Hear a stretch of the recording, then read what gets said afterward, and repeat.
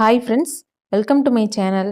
நம்ம இன்னைக்கு ரொம்பவே சூப்பராகவும் சுவையாகவும் அது 10 நிமிஷம் செய்யக்கூடிய ஒரு டின்னர் ரெசிபி தாங்க செய்ய போகிறோம். அது டின்னராகவும் கொடுக்கலாம், ஸ்கூல் விட்டு வர குழந்தைங்களுக்கு ஸ்நாக்ஸாக கூட நீங்கள் செஞ்சு கொடுக்கலாம், இல்லை லஞ்ச் பேக் கூட நீங்கள் பேக் பண்ணி கொடுக்கலாம். அவங்க அந்தளவுக்கு ஒரு ருசியான ரெசிபி சூப்பராக சாப்பிடுவாங்க. அது எப்படி செய்யுதுன்னு சொல்லிட்டு வாங்க பார்க்கலாம். அதுக்கு ஃபஸ்ட்டு ஒரு மிக்ஸி ஜார் எடுத்துக்கோங்க. அதில் 2 வாழைப்பழத்தை கட் பண்ணி சேர்த்துக்கோங்க. நீங்கள் வந்து எந்த வாழைப்பழம் வேணால் எடுத்துக்கலாங்க. நான் வந்து பச்சை வாழைப்பழம் எடுத்திருக்கேன். அதுலேயே 1 கப் அளவு கோதுமை மாவு சேர்த்துக்கோங்க. மைதா மாவு கூட நீங்கள் யூஸ் பண்ணலாம். ஆனால் ஹெல்த்தியாக இருக்கிறதுக்காக கோதுமை மாவு நான் யூஸ் பண்ணியிருக்கேன். கோதுமை மாவு சேர்த்துக்கிட்டு நாட்டு சக்கரை இருக்குது இல்லையா, அது வந்து 1 கப் அளவு சேர்த்துக்கோங்க. நீங்கள் வெல்லம் கூட பொடி பொடியே சேர்த்துக்கலாம். நான் வந்து நாட்டு சக்கரை சேர்த்துக்கிட்டேன். அதுலேயே கொஞ்சமாக உப்பு சேர்த்துக்கோங்க. நம்ம சுகர் சேர்க்கறதுனால கொஞ்சமாக உப்பு சேர்த்தும் போது அது இன்னும் கொஞ்சம் டேஸ்ட் அதிகமாக இருக்கும்.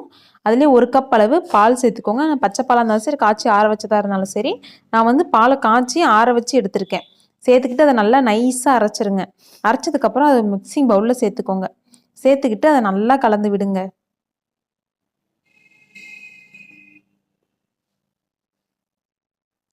ரொம்ப நைஸாக அரைக்கணுங்க. திப்பி திப்பியாக இருந்தால் நல்லாவே இருக்காது. அதனால் ரொம்ப நைஸாக அரைச்சிக்கோங்க. அரைச்சிட்டு அதை நல்லா கலந்து விட்டுக்கோங்க. இப்போ ஒரு தோசை தவாவை அடுப்பில் வச்சு அதை நல்லா எண்ணெய் ஊற்றி தேய்ச்சிருங்க. தேய்ச்சதுக்கப்புறம் 1 கரண்டி அளவு நம்ம மாவு எடுத்து அதில் ஊற்றிட்டு, நீங்கள் இதை வந்து தேய்க்கக்கூடாது, அப்படியே ஊற்றுனது அப்படியே இருக்கணும். கரெக்டாக 1 கரண்டி அளவுக்கு மாவு ஊற்றிக்கோங்க. அதிலே மேலே லைட்டாக எண்ணெய் ஊற்றிக்கோங்க. இதில் வந்து நம்ம பழம் சேர்த்துக்கிறதுனால தேங்காய் எண்ணெய் நீங்கள் சேர்த்துனீங்க அப்படின்னா ரொம்பவே டேஸ்ட்டாக இருக்கும். நம்ம கேரளா ஸ்டைலில் ஒரு ஸ்வீட் சாப்பிட்ற மாதிரி ஒரு ஃபீல் இருக்கும்.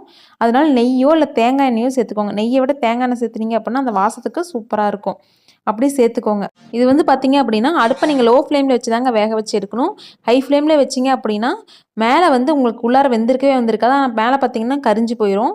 டேஸ்ட்டும் உங்களுக்கு ஒரு மாதிரி ஆயிரும். அதனால நீங்கள் அடுப்பை லோ ஃப்ளேமில் வச்சு பொறுமையாக வேக வச்சு எடுங்க. இது ரொம்பவே டேஸ்ட்டான ரெசிபியாக இருக்கும். இந்த ரெசிபியை நீங்கள் குழந்தைங்களுக்கு ஸ்கூல் லஞ்ச் பாக்ஸ் கூட ஒரு டிஃப்ரெண்ட்டாக செஞ்சு கொடுக்கலாங்க.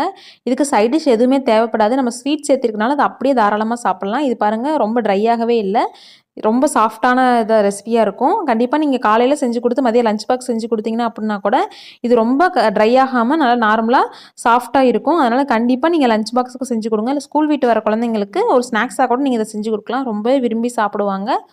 குழந்தைங்க மட்டும் இல்லைங்க, பெரியவங்கலேருந்து எல்லாருமே சாப்பிட்லாம். அந்த மாதிரி தாங்க ஒரு ரெசிபி இது. நீங்களும் கண்டிப்பாக இதை வீட்டில் செஞ்சு பார்த்துட்டு இதோட டேஸ்ட் எப்படி இருக்குது, இந்த ரெசிபி உங்களுக்கு எப்படி வந்துச்சுன்னு சொல்லிட்டு கமெண்ட்டில் சொல்லுங்கள்.